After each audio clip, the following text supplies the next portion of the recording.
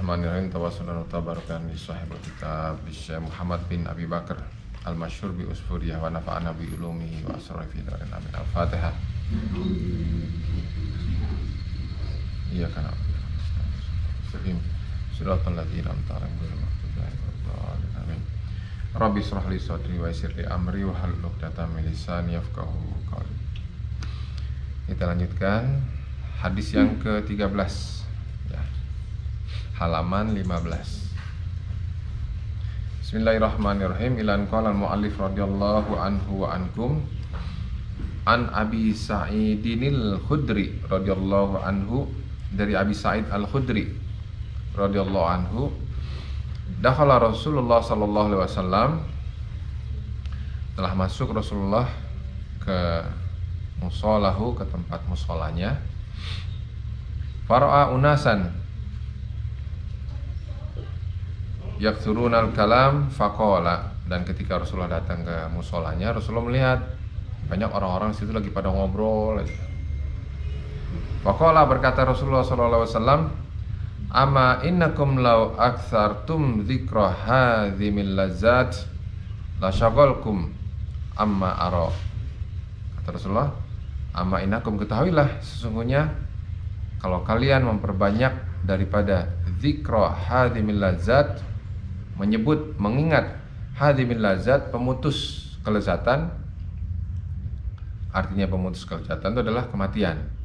Yang tadinya tidur enak, kelezatan tidur enak, kelezatan makan itu merupakan sebuah kenikmatan. Hal-hal yang semua yang di dunia ini yang kita nikmati semuanya enak-enak, kalau sudah mati semuanya terputus. Maka disebut dengan hadimil lazat. Kalau kita sering mengingat hadimil lazat, mungkin kita nggak akan banyak tertawa. Kita akan ingat kematian, tidak harus sakit dulu. Nggak harus prosesnya orang yang meninggal itu harus sakit dulu, atau ada tanda-tanda kalau dia akan sakit, akan meninggal. Semuanya tak terduga. Ada mungkin esok hari, dan mungkin seminggu lagi, atau mungkin setelah pengajian, nggak ada yang tahu. Nah, kalau kita sering mengingat hazimil lazat, mungkin orang-orang nggak akan banyak tertawa, kata Rasulullah gitu. Amma arah, sebagaimana yang saya lihat, fa'akthiru zikru hazamil lazat, yakni al-maut. Yang dimaksud dengan memperbanyak mengingat hazimil lazat, yaitu mengingat kematian. Fa'innahu, maka sesungguhnya, lam ya'ti alal kuburi yaumun illa wa tatakallamu bisitti kalimatin. Bahwasanya tidak akan datang suatu hari pun alal kubur, atas kubur itu, kecuali kuburan itu akan mengucapkan 6 kalimat.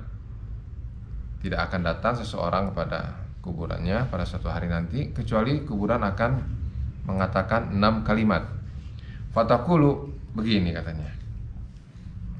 Kata kuburan, ana baitul gurbah. Kata kuburan, saya adalah rumah yang aneh. Bagaimana nggak aneh? Kita nanti biasa kita rumah ventilasinya luas, ada cahaya lampunya, ada pintunya, ada hiasannya, ada sofa, ada meja, ada furnitur, ada kamar mandinya, ada dapur, semuanya ada rumah. Sedangkan rumah yang nanti akan kita tempati itu asing. Asingnya ya tembok, semuanya tembok, dingin, lembab, basah, bau tanah, dan gak ada siapa-siapa, hanya kita sendiri. Sangat asing, sangat asing. Kalimat yang kedua, wa ana baitul wahdah, dan saya rumah sendiri, rumah sendirian. Jadi hanya sendiri. Waktu di rumah dulu ada keluarga yang mendampingi, ada suami, ada anak-anak, atau ada cucu yang mendampingi, atau kalau mereka nggak ada, paling nggak ada tetangga yang ikut bantu nemenin di rumah, atau kalau nggak ada, paling nggak menghilangi ketakutan, ada hewan-hewan peliharaan yang kita suka, kucing gitu, menemani. Kita nggak sendiri, ada pengalihan rasa takut itu. Kalau dikubur, udah sendiri. Mau kemana? Mau ngomong sama siapa? mau bicara sama siapa, mau manggil siapa, mau teriak kemana. Nah, kuburan mengatakan ana baitul wahdah. Kalimat yang ketiga, wa ana baitul wahsyah. Dikatakan, aku adalah rumah yang sepi, sunyi. Bayangkan kita masuk ke dalam sebuah kamar, kamarnya dikunci, tidak ada celah sedikit cahaya pun, dalam keadaan gelap. Nah, di situ kita tuh dalam keadaan kesendirian, sunyi, sepi, sendirian, gelap. Kalimat yang keempat, wa ana baituz zulmah, dan saya adalah rumah yang gelap gulita. Gelap gulita. Wa ana baitut turab, dan saya adalah juga rumah tanah. Sekelilingnya tanah. Sekelilingnya tanah, alas kita tanah, tembok kita tanah, atapnya tanah, bantal kita pun tanah. Secara jasad kita merasakan semuanya. Dari tanah, bau tanah, dingin. Wa ana baitud dud. Kalimat yang keenam, dan saya rumahnya cacing dan ulat belatung. Cacing dan ulat belatung. Tanah kembali kepada tanah. Semuanya akan berproses. Ketika terjadi proses, daging ini membusuk, dan disitulah mulai binatang-binatang tanah mendatangi kita, menggigit kita, menghancurkan kita. Cacing juga, binatang yang biasa kita takut kalau melihat ada lipan, ada kecoa, ada kalajengking, kita takut di dunia. Kalau di kuburan kita nggak bisa gerak, nggak bisa ngusir. Itu binatang yang sifatnya masih kecil, dan binatang versinya dunia, bukan binatang versi yang alam kubur yang bentuknya lebih besar. Masih versi dunia, masih kecil-kecil. Ulat mengalir jalan di tubuh kita, cacing, lipan, kalajengking, semuanya kumpul di situ tuh. Faidadu final abdu al mu'minu, maka ketika dikuburkan seorang hamba yang beriman, qala lahul qabru, berkata kuburan tadi, kalau ini kuburkan orang muslim, orang mukmin, kuburan berkata marhaban ahlan wa sahlan. Itu adalah kalimat sambutan, welcome. Senang, wilujeng sumping. Seneng banget itu kuburan. Kuburan senang kalau yang datang tuh orang mukmin, senang. Ada sambutan-sambutan, marhaban, ahlan wa sahlan, welcome, wilujeng sumping, selamat datang. Amma innaka, ketahuilah sesungguhnya engkau engkau la ahabba mayamshi ala zuhri. Engkau adalah orang yang sangat saya cintai. Orang yang berjalan di atas punggungku, kata kuburan. Maksudnya punggung itu maksudnya permukaan tanah. Engkau berjalan di atas punggung. Engkau orang yang saya sukai, sehingga kedatangan engkau sangat saya harapkan, dan saya ucapkan marhaban ahlan wa sahlan. Fa idza aulaituka al-yauma, maka oleh karena itu saya akan menjamu, melayani engkau, kata kuburan kepada tadi yang meninggal, kalau orang muslim,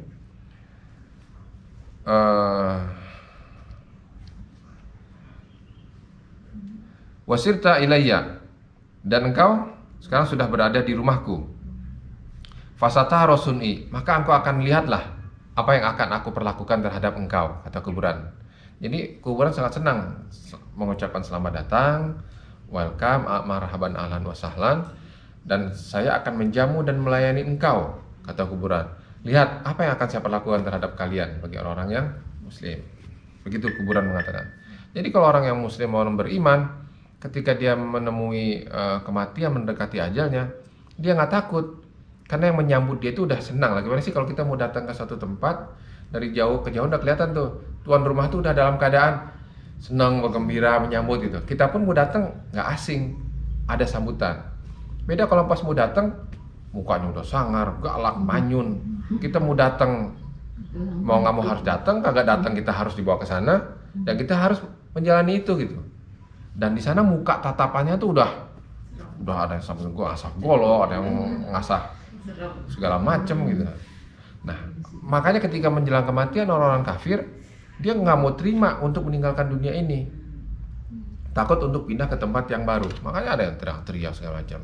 Beda kalau orang muslim, ketika dia datang ke suatu rumah ada orang senyum, dia pun tersenyum, senang, dia harus pindah. Kenapa? Artinya dia sudah akan tinggalkan dunia yang sebenarnya ini menyiksa dirinya, dan dia harus memasuki alam yang itu yang dia akan harus hadapi sebenarnya.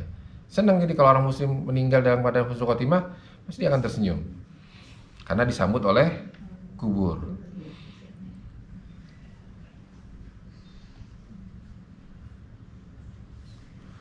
Akan tetapi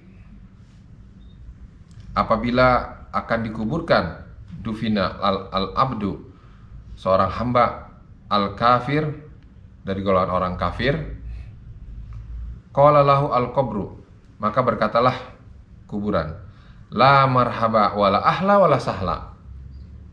Kalimat tolakan. Tidak ada istilah selamat datang, tidak ada istilah wilujeng sumping, tidak ada istilah welcome, tidak ada istilah selamat datang atau kuburan. Ama innaka kunta la abghadu may yamshi ala zohri. Saking kesalnya nih.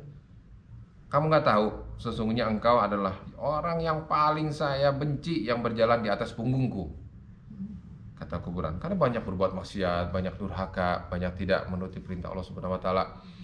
Jangankan makhluk yang ada di permukaan bumi, yang ada di bawah pun alam kubur ini benci dan nggak suka terhadap orang-orang yang durhaka kepada Allah Subhanahu wa taala.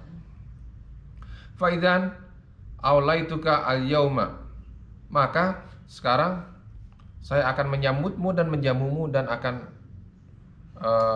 melayanimu. Wasirta ilayya, dan sekarang kau sudah ada di tempatku. Fasatara sun'i, engkau akan lihatlah apa yang akan saya kerjakan terhadap engkau, kepada orang kafir tadi. Fayaltaimu qabru, maka ketika itu kuburan akan menjadi menyempit. Secara kasat mata kita lihat orang ketika dikubur itu memang posisinya seluruh badannya udah tertutup dengan tanah, secara pandangan mata yang bisa kita lihat. Tapi kondisi ketika itu tidak hanya seperti itu, menyempit kuburan tersebut hatta tahtalifa adla'uhu, sampai tulangnya ini berpindah. Tulang rusuk, yang rusuk ini pindah kemari, yang ini pindah kemari, sampai seperti itu. Kalau kita lihat sih ya, nggak ada pergerakan tanah menjepit, enggak. Secara kita lihat dalam pandangan mata kita biasa. Dan ketika itu kuburan saking benci dan kesannya dikeremek gitu, apa sih, dibecek, dihimpit sedemikian rupa dari kiri, kanan, atas, bawah, sampai tulang-tulang itu menyatu. Qala, berkata musannif, fa asyara Nabi alaihi salatu wassalam bi asabihi fa adkhala ba'duha fi ba'din.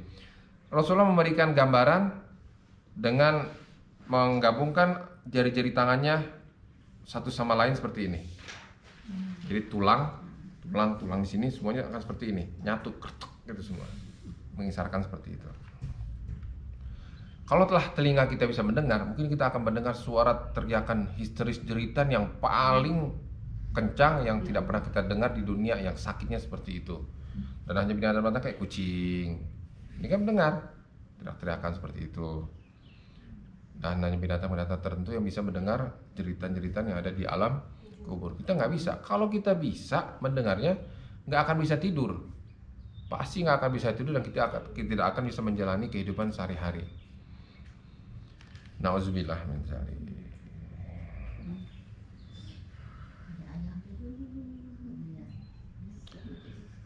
Tsumma qala, kemudian berkata, fayuqayyidu Allahu sab'ina tinyanan. Kemudian Allah mendatangkan 70 ekor ular. 70 ekor ular, kita jangankan ular, ulet aja kadang geli.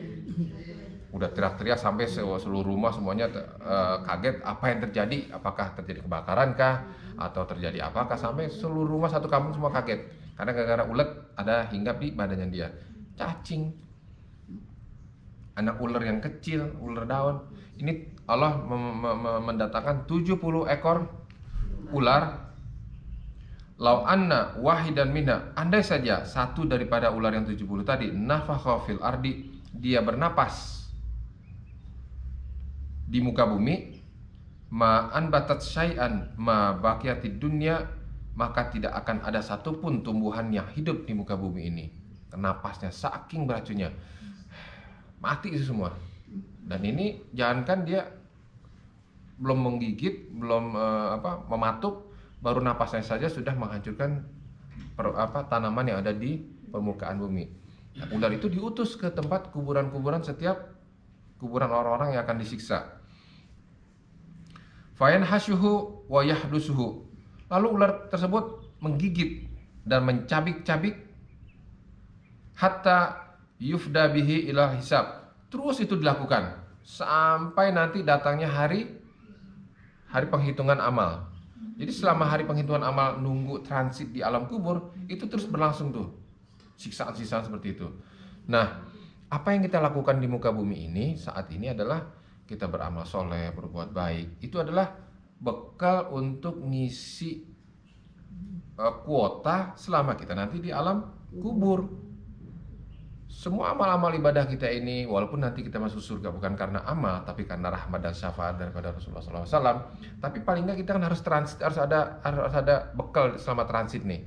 Entah itu bekal makanan, entah itu bekal lampu, entah itu bekal untuk pendingin ruangan, entah itu bekal pakaian segala macam. Bahasanya seperti itu. Nah, bekal ini harus dipersiapkan selama hidup di dunia. Semakin banyak kita beramal baik di dunia, maka bekal yang akan kita siapkan di alam kubur itu semakin banyak. Ini nggak ketakutan. Orang-orang yang dermawan, orang-orang yang baik hati ini nggak akan takut ketika dia mendekati kematian. Karena apa? Bekal dia banyak. Selama di alam kubur, jangankan diberi kesempatan untuk malaikat untuk menyiksa, baru mau menyiksa saja itu amal-amal jariah dia udah mengalir terus datang sama dia. Kondisinya gelap, lampunya nyala. Kenapa? Amal dia baik, sehingga dia diberikan cahaya penerangan di alam kubur. Yang tadi kuburan yang sempit diperluas sejauh mata memandang, karena amal dia di dunia banyak. Nah, amal-amal dunia yang kita lakukan ini itu persiapan untuk di akhirat.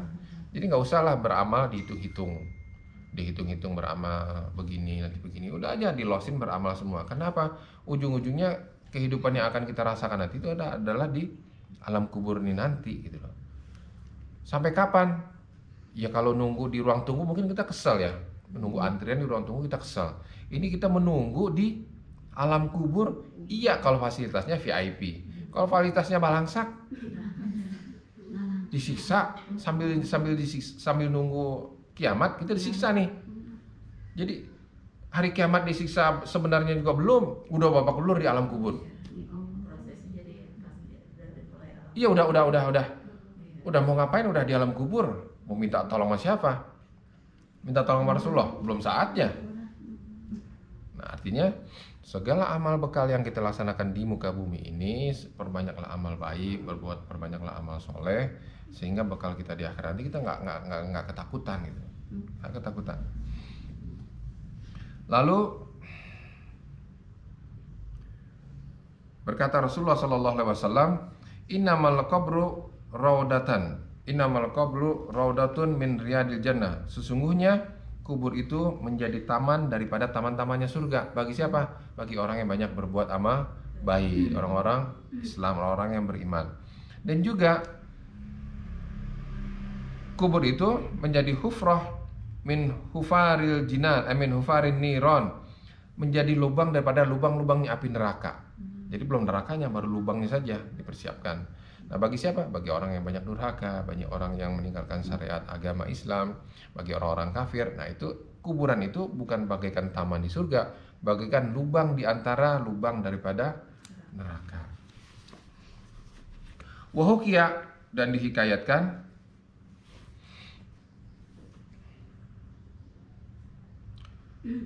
An Abi Bakrin al-Ismail bi isnadihi an Utsman bin Affan radhiyallahu taala anhu, dihikayatkan dari Abi Bakar al-Ismail dengan sanadnya daripada Sayyidina Utsman bin Affan radhiyallahu taala anhu, innahu bahwasanya kana, waktu itu Sayyidina Utsman nih ceritanya, idza wusifat indahun nar, kalau pas lagi diceritain, diberikan ilustrasi gambaran tentang neraka, lam yakun yabki, Sayyidina Utsman nggak nangis, nggak sedih, nggak nangis, biasa aja, datar.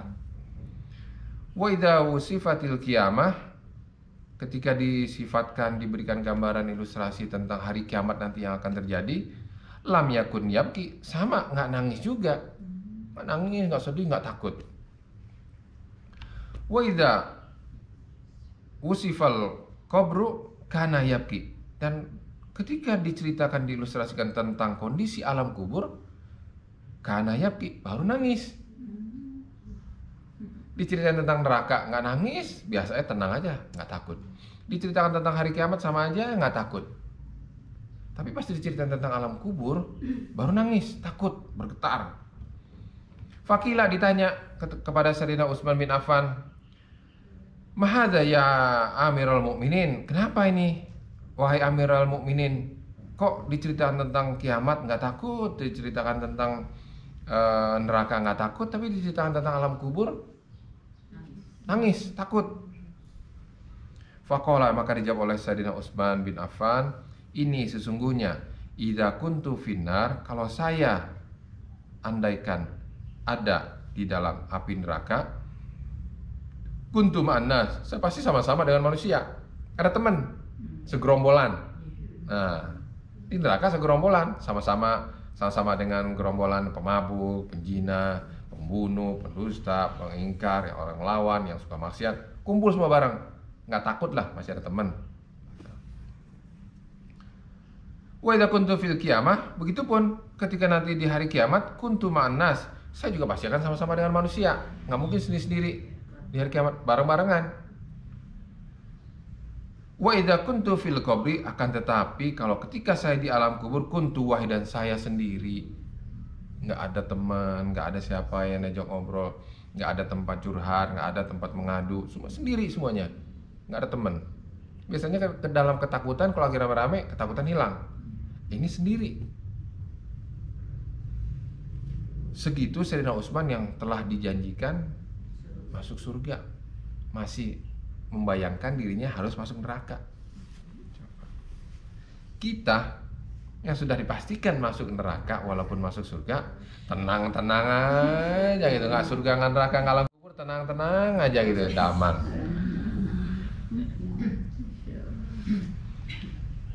Kuntu wahidan lam yakun ma'i ahadan, dan tidak ada seorang pun bersamaku di dalam alam kubur. Wa inna, dan sesungguhnya miftahul qabri ma Israfil, dan adapun kunci daripada alam kubur itu dipegang oleh malaikat Israfil, wa huwa yaftah, dan dia akan membuka kunci tersebut yaumal qiyamah, sampai nanti hari kiamat. Jadi nggak akan dibuka tuh, jadi nggak akan berpindah lokasi, berpindah alamat, berpindah alam, kecuali nanti malaikat Israfil membuka dan masuklah ke dalam hari kiamat. Wa kana yaqulu man kana di dunya sijnuhu, dan dikatakan barang siapa yang menjadikan dunianya ini sebagai penjara, dia mau melakukan ini takut, hidupnya serba terkekang di dunia ini. Kita mau berbuat maksiat, takut nanti dosanya seperti ini. Kita nggak mau puasa, takut nanti hukumannya seperti ini. Kita mau berbuat zina, takut nanti hukumannya begini. Kita mau mabok-mabokan, takut nanti hukumannya seperti ini. Jadi dunia ini kita kayak orang terpenjara gitu, terkekang gitu. Mau ngapa-ngapain nggak bisa, gini nggak boleh, itu nggak boleh, ini nggak boleh, itu nggak boleh. Kayak di penjara. Barang siapa yang memposisikan dirinya seperti di penjara di dunia ini, maka kanal kubru jannatahu, maka kuburan nanti akan menjadi surganya.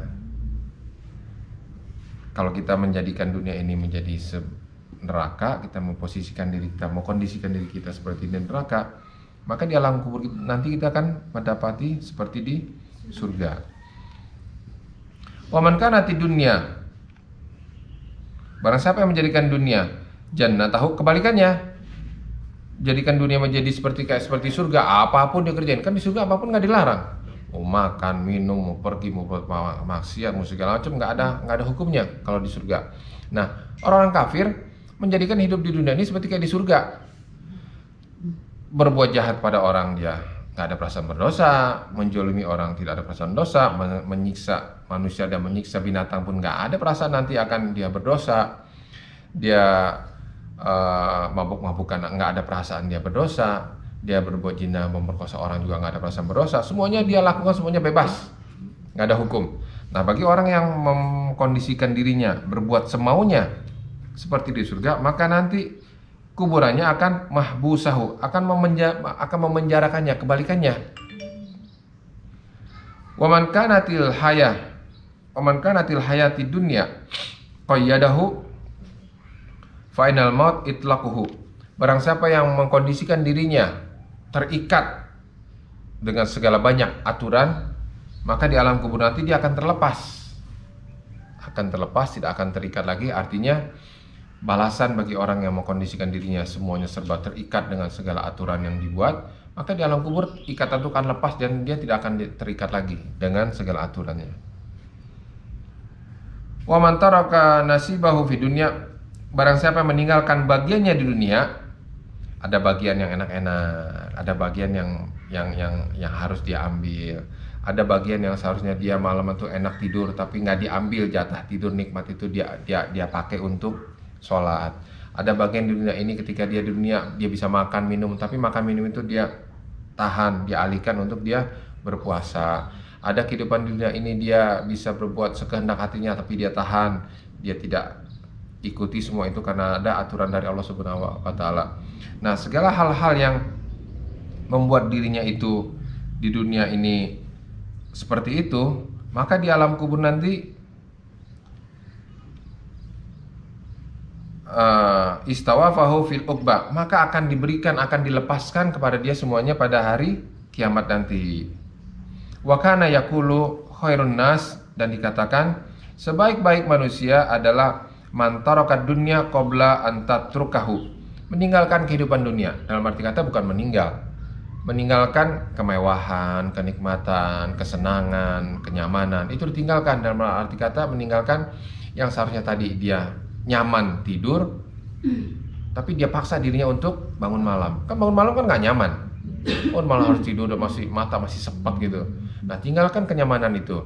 Dia kenyamanan dia makan enak, saatnya nih sekarang dia harus makan makanan yang enak. Orang-orang lagi pada sawalan misalnya, semuanya pada berpesta, makan sepuas-puasnya. Kenyamanan tuh dia tahan, dia puasa. Nah, efek daripada dia menahan kenyamanan itu, ketika dia meninggalkan dunia, maka wa ardo rabbih, maka Allah akan ridho kepadanya. Qabla an yalqahu, sebelum menemui orang tersebut. Wa amaro, dan akan memakmurkan qabrahu, kuburannya, qabla ayat kulau, sebelum dia akan dimasukkan ke dalam kuburnya. Persiapan kita di dunia ini sebentar sekali, persiapan ini hanya sesaat. Bayangkan dulu kita masih seorang anak, kita sekolah, kuliah, terus tahu-tahu kita berumah tangga, punya anak, kita ajak jalan tuh anak, kita besarkan. Tahu-tahu tuh anak udah gede, mungkin sebentar lagi tuh anak akan menikah, sebentar kita akan menjadi cucu. Waktu tuh cepat berjalan, bayangkan itu waktunya sangat cepat sekali. Dan nggak lama lagi waktu berjalan terus, kita harus menghadapi yang namanya kematian. Udah disiapin kematian tersebut. Kalau nyiapin untuk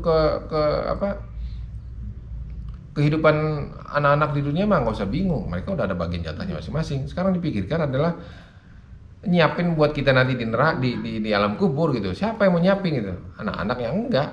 Semuanya harus disiapkan oleh selama amal kebaikan kita di dunia. Semakin banyak kita menyiapkan amal kebaikan, semakin tenang kita tinggal di alam kubur nanti.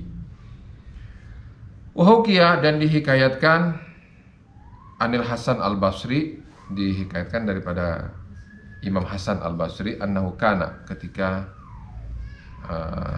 beliau sedang duduk ala babi dari, di depan rumahnya lagi duduk nih. idmarat bihi janazah. Suatu ketika datang rombongan iring-iringan orang bawa jenazah. Janazatur rajulin wa khalafaha unas, dan di belakang orang tuh banyak yang ngiringin tuh. Biasa kalau orang meninggal kan ada yang bawa, belakangnya ada yang ngikutin tuh. Wa tahtal janazah, dan di bawah jenazah itu ada bintun sogiroh, ada anak perempuan kecil. Sa'ayah qad nafadat sya'ru ra'siha. Anak itu berada di bawah jenazah tadi yang dalam keadaan kondisi rambutnya terurai. Kalau orang lagi sedih kan rambut acak-acakan ya, lagi terurai. Wahya tabki, dan anak itu sambil nangis. Qala faqamal Hasan, dan dikatakan oleh perawi ini, maka berdirilah Sayyidina Hasan wa tabi'a janazata faqalat al-bint. Kemudian Imam Hasan al-Basri tadi berdiri dan mengikuti iring-iringan jenazah tadi. Faqalat til bintu ya abati. Dia dengar nih anak tadi ngomong. Mungkin apa sih ya? Ngomong sendirilah ke bapaknya, yang jadi yang meninggal bapaknya nih. Ya abati lam yastaqbilni yaum mithlu yaumi hadza fi umri, katanya. Wahai bapakku, saya nggak pernah mengalami hal seperti ini selama hidupku sampai hari ini. Artinya dia nggak pernah ngalami ditinggal mati oleh bapaknya, nggak pernah dia ngalami seperti itu selama hidupnya. Sayyidina Hasan, Imam Hasan mendengar, Imam Hasan nyeletuk ngomong ke anak tersebut, lam yastaqbil li abika mithlu hadzal yaum. Sama katanya, bapakmu juga nggak pernah seumur hidup merasakan seperti jenazah ini gitu. Selama hidupnya si bapak belum pernah dia juga meninggal. Baru kali ini meninggal, nggak ada meninggal dua kali kan, baru sekali ini meninggal. Ngomong gitu kepada anak tadi. Qala, dikatakan perawi, fasolil Hasan ala jenazah. Kemudian Sayyidina Hasan, Imam Hasan ikut sampai jenazah tadi, sampai dimandikan, sampai disolatkan ala jenazah waraja'a, dan kembali.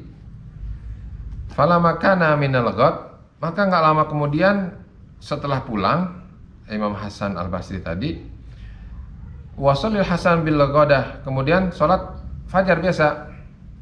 Wa talatil syams, dan terbitlah matahari. Wa jalasa ala bab, biasa habis sholat, selesai sholat baca aurat dan duduklah di depan pintu. Imam Hasan al-Basri tadi dilihat dari idh huwa ra'atil kalbin, dan dilihat ada anak perempuan tadi itu yang kemarin lewat, tabki, dalam keadaan nangis.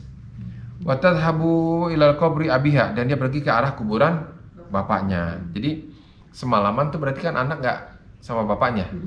Nah, bapaknya sudah dikuburkan, anak itu pulang. Nah, ketika itu selesai sholat subuh, Imam Hasan al-Basri ngeliat anak itu kangen kali sama bapaknya, dilawat depan rumahnya dalam keadaan nangis.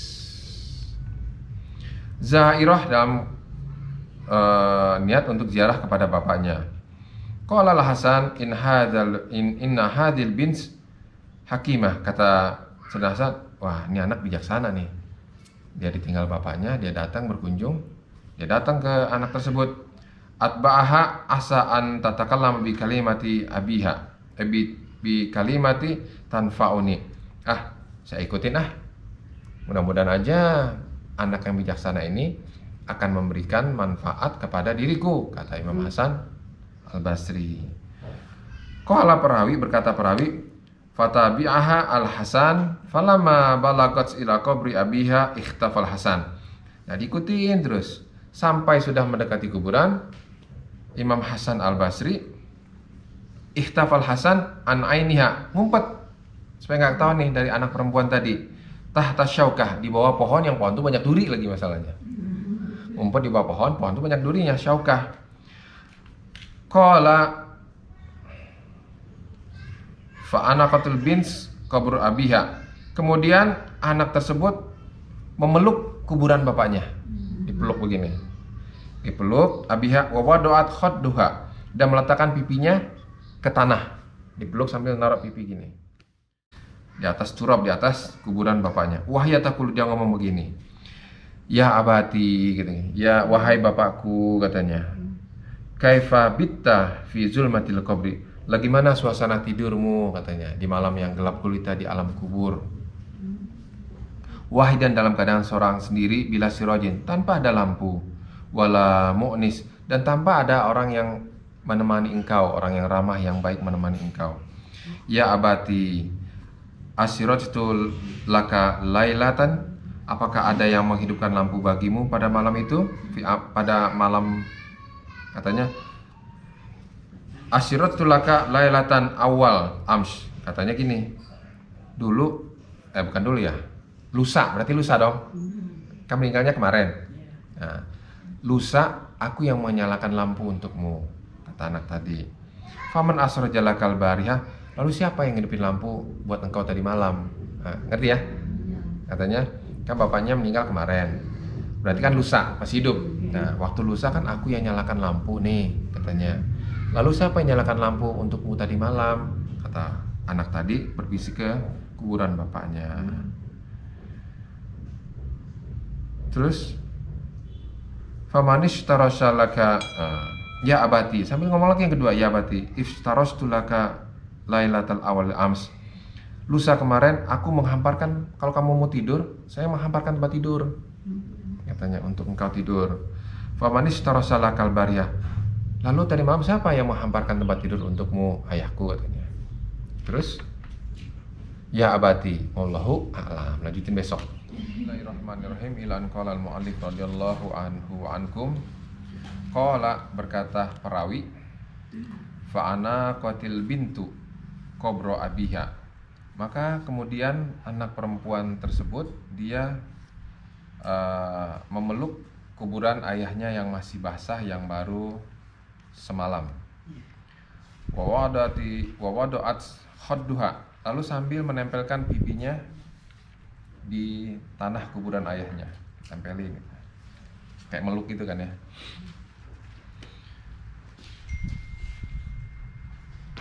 Wahya taqulu, dan sambil berkata, ya abati, wahai ayah, katanya, kaifa bita fi zulmatil qabri wahidan, bagaimana tidurnya tadi malam di dalam kegelapan kubur seorang diri, bila sirojin, dan tanpa ada penerangan, wala mu'nisin, dan tidak ada yang menemani bersamamu.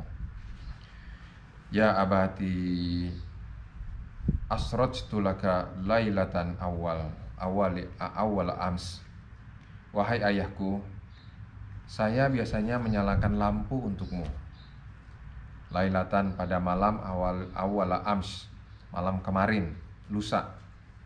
Faman asrajalakal barihah, maka siapa yang menyalakan lampu untukmu tadi malam?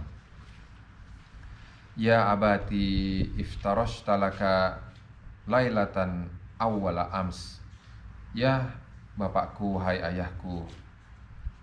Sambil nangis nih anak ini, sambil nangis, sambil meluk gitu, ngomong seolah dia ngomong sama ayahnya yang ada di dalam.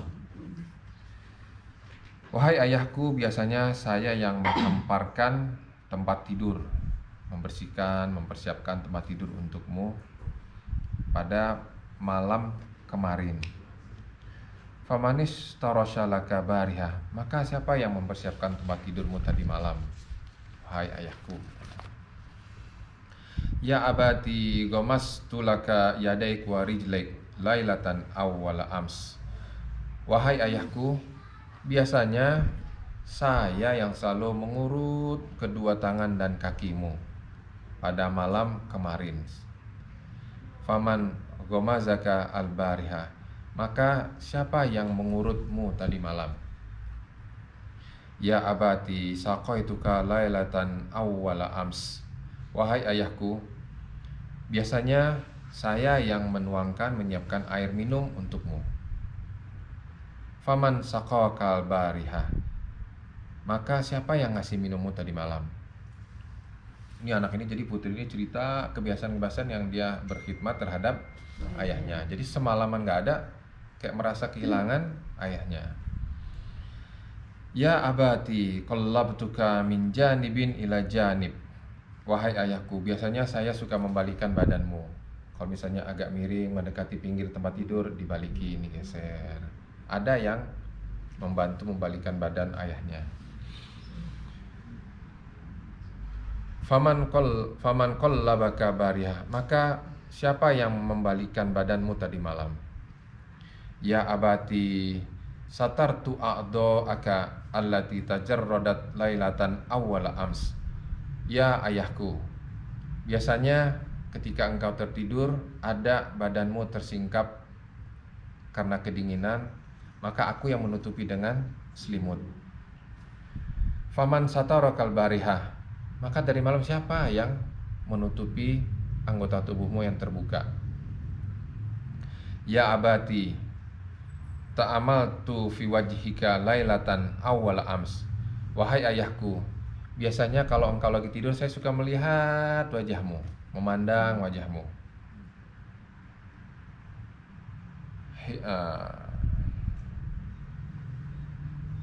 Faman ta'ammala fi wajhikal bariyah, maka siapa yang memandang dan melihat wajahmu tadi malam? Ya abati, nadaitana lailatan awal ams fa'ajabnaka. Wahai ayahku, biasanya malam kemarin engkau memanggil kami, fa'ajabnaka, dan pasti kami menjawabnya. Faman da'autal barihah, maka siapa yang kau panggil tadi malam dan siapa yang menjawab panggilanmu? Ya abati, kuntu atbahu laka alwanat ta'am. Wahai ayahku, biasanya aku suka memasak berbagai macam menu untukmu. Faman tabakha lakal bariyah, tadi malam siapa yang masak untukmu? Qala, seketika sampai kalimat itu, fabaka al-Hasan, menangis Imam Hasan mendengar ratapan seorang anak yang mungkin boleh dikatakan lugu ya, seolah-olah dia berbicara terhadap ayahnya. Kok sampai saat itu ayahnya kok nggak ngebalik ngomong gitu. Terus pokoknya anaknya terus ngomong, menceritakan kebiasaan-kebiasaan yang dia lakukan terhadap ayahnya. Wa azhara nafsahu, dan kemudian Imam Hasan Al-Basri menampakkan dirinya dari tempat persembunyiannya, wa taqarrabuha, dan mendekati anak tersebut dan berkata, wa qala ya bunayya, wahai anakku, la taquli hadhil asya, jangan engkau ratapi, engkau ucapkan seperti itu, katanya kepada ayahnya. Walakin kuli, akan tapi katakanlah begini, wajjahnaka ila kiblah, saya hadapkan wajahmu terhadap kiblat.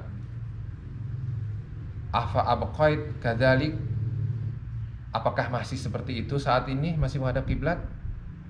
Am khuilat ila ghairiha, atau berpaling ke arah yang lain? Ya abati, kafanaka bi ahsanil akfan, wahai ayahku.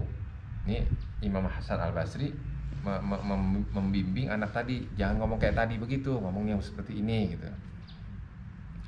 Ya abati, kafanaka bi ahsanil akfan, dulu kami telah membungkus, mengkafankan engkau dengan sebaik-baiknya kafan.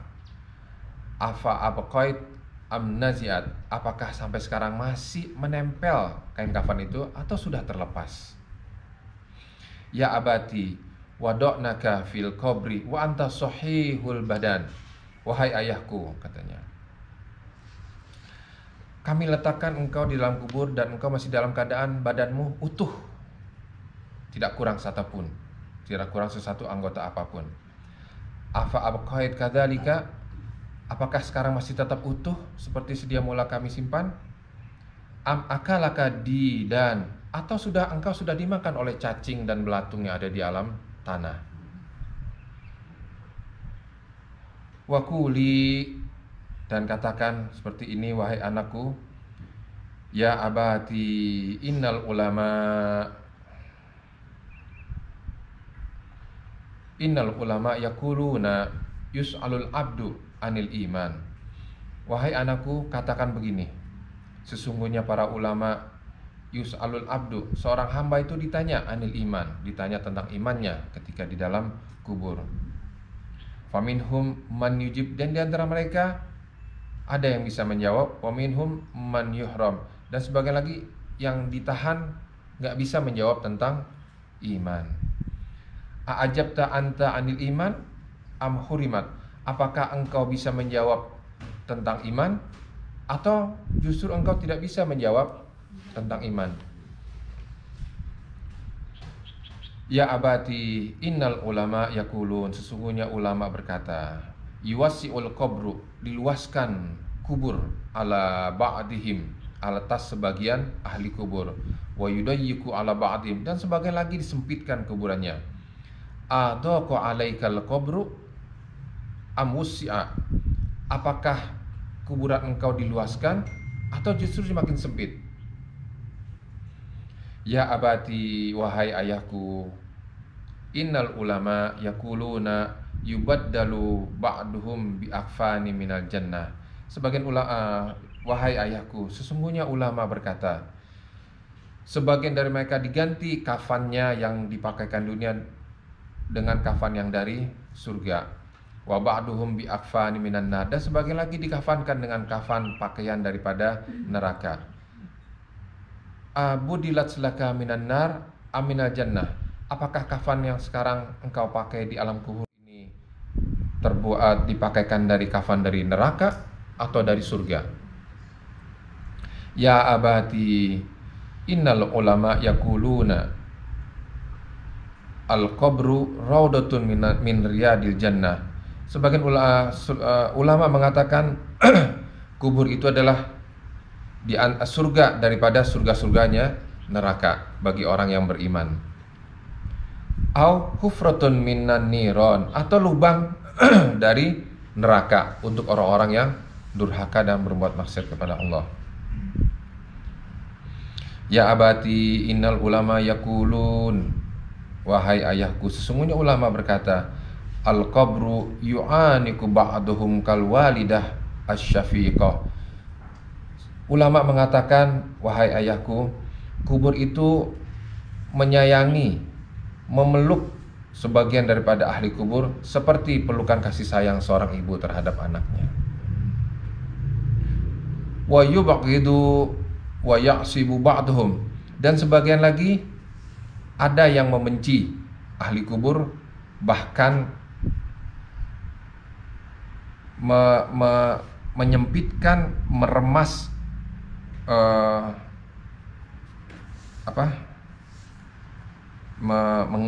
mengencet, menyempitkan sebagian mereka, hatta tahtalitu adlahum, sampai bercampur berantakan tulang mereka.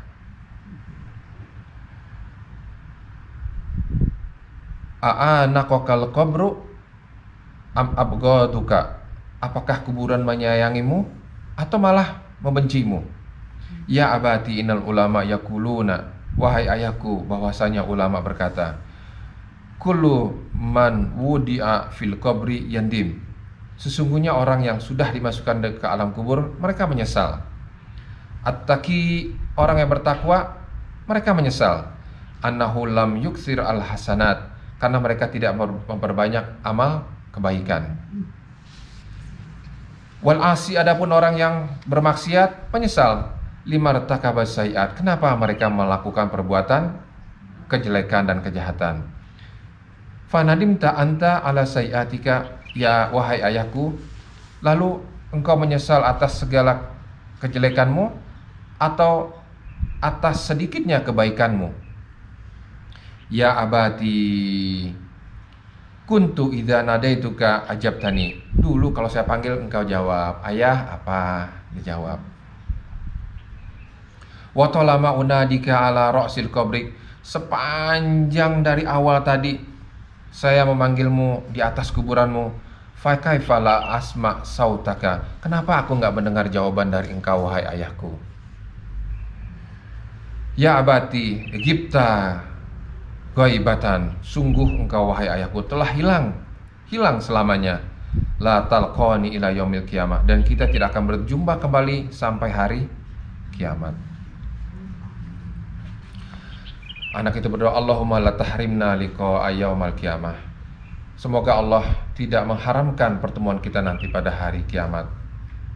Faqalat, berkata anak tadi, ya Hasan, wahai Imam Hasan, ma ahsana ma tanauhatu.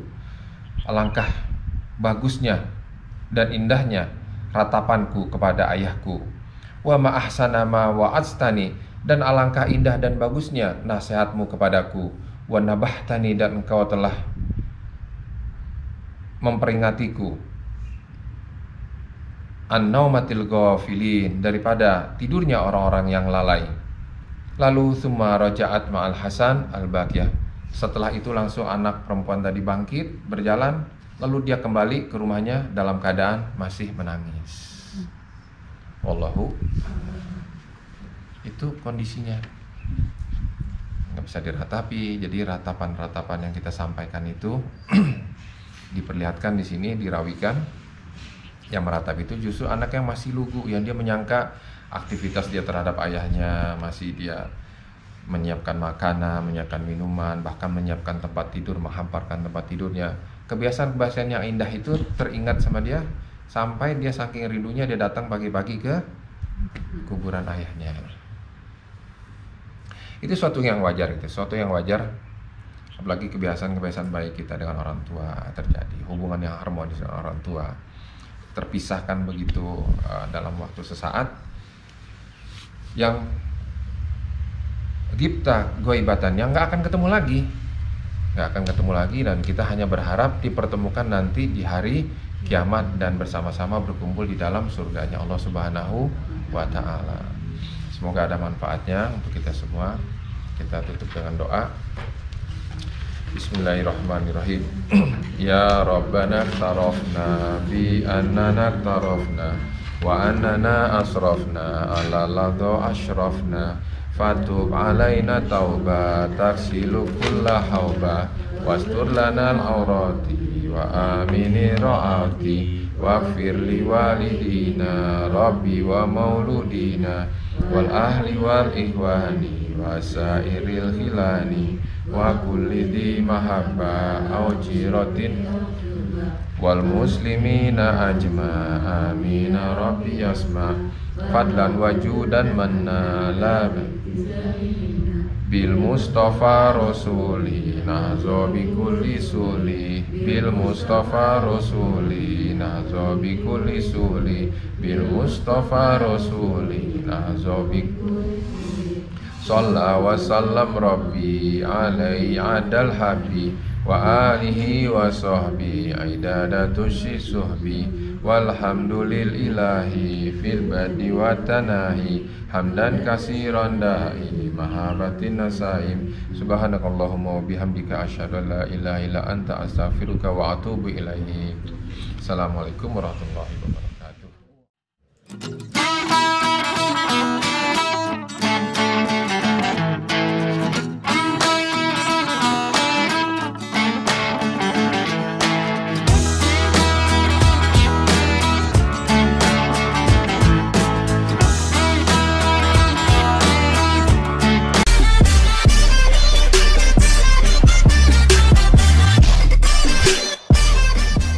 Waalaikumsalam. Wabarakallah.